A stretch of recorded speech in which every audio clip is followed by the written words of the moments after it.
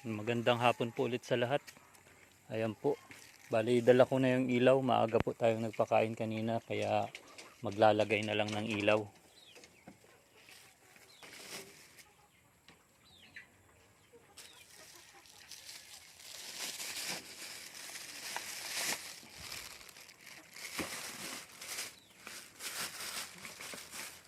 Uunahin ko na dito sa karamihan na ito.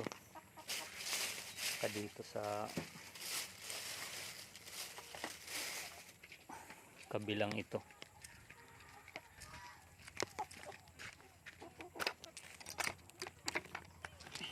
Para mamaya pag dilim po may ilaw na. Hindi na ako babalik dito para maglagay. I-ready na ito. Dito. Ayan. Bali dalawa. Dito na naman po sa isa. Kabila.